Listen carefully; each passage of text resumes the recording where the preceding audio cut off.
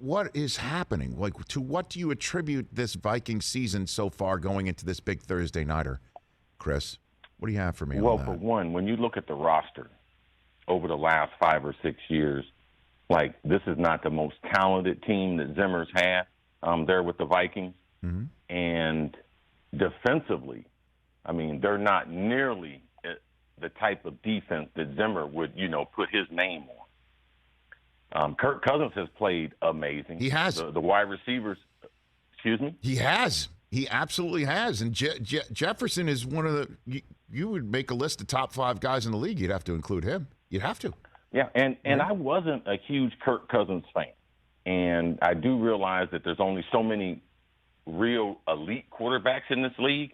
But when you get out of that group, Kirk Cousins is going to be at the top of that next group as far as guys confident week in and week out in their ability to throw the football. So also, if you look at some of their leaders and how they've attacked COVID, you knew that they were going to have a hodgepodge of guys missing games.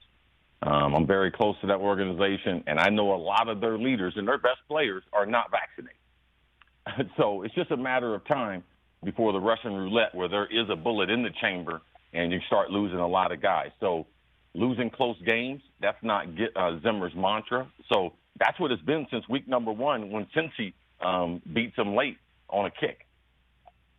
Do you think Zimmer's coaching for his gig right now, Cris? I think the Will family has done a good job, but what would you say that he's done to ensure that he should continue with the program? Because he's been there long enough to have his program established. And when you look at what's going on in Green Bay, look what's going on in Chicago, we know Detroit, it's been basically the same for a long time.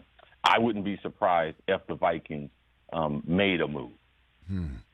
And so, and I know this is difficult to have that conversation because you're tight with the organization, and I know you don't want to be seen as speaking for it, but just in terms of watching this team and what they're missing, what do you think they are missing? What is the missing ingredient right here, Cris?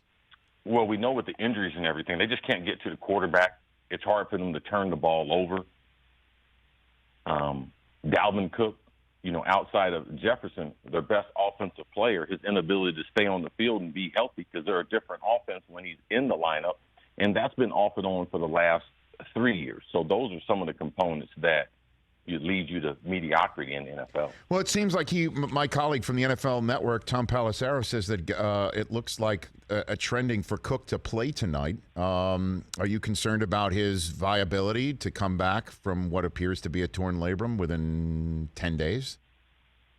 Cris? I mean, that labrum is serious. We got a lot of guys playing with torn ones, and they're trying to make it to the offseason to get that surgery. But if you look at Dalvin, I mean, he's battled, on and off the field all season to try to stay healthy. And when you look at that injury when it happened, you thought it was far more severe than what it is. And he's going to try to get back in there, but what does that mean? I mean, how many snaps legitimately? And is he the elite player, with a partially torn labrum compared to the player that we're used to seeing? Hey, you watched all the way to the end. Thanks for that. Watch more right here.